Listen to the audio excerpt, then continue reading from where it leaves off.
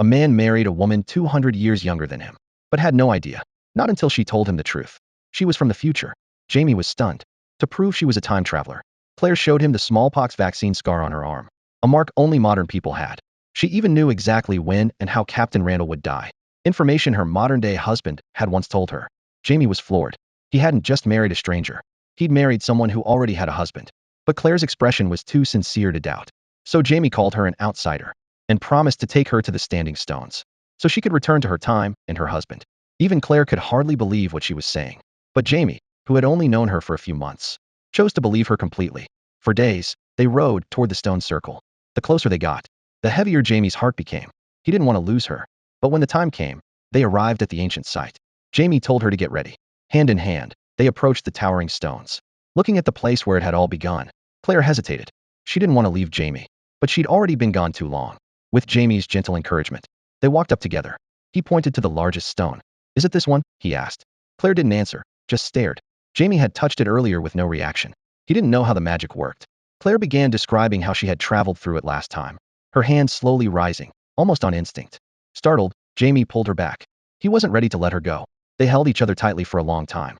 Jamie didn't want her to leave, but he couldn't be selfish either. He made his choice. He'd wait for her at the bottom of the hill. If she didn't come back, only then would he walk away. When Jamie left, Claire sat by the stone in silence. She looked at the 2 wedding rings on her hand, each symbolizing a husband, a life. She couldn't bring herself to take either off. Torn, she wondered how badly her leaving would break Jamie's heart. Then, the strange sound returned. The same one from her first time traveling. This was her moment. All she had to do was touch the stone. The screen faded to black. And then Jamie heard her voice. He spun around. Claire had come back. After much inner turmoil, she had chosen to stay. They decided not to return to Castle Leoc, but to go to Jamie's childhood home, for a quiet, peaceful life. Along the journey, Claire described airplanes to him, machines that could fly without wings flapping. Jamie was astonished. She told him about looking down from the sky, how the earth looked so vast and small at once. To Jamie, it sounded like pure magic. Eventually, they reached Brock Twarak, Jamie's home. In the distance stood the castle he once had to flee. Memories flooded back. If Randall hadn't ruined everything, he might have lived here in peace all along.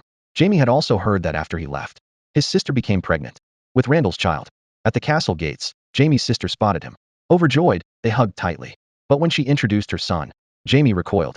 He assumed the boy was Randall's. His words hurt her deeply. Still, she held back her anger and explained the truth. The boy's father was Jamie's old friend, the man with a crippled leg now standing beside them. And the child in her womb was his too. Only then did Jamie's heart finally ease.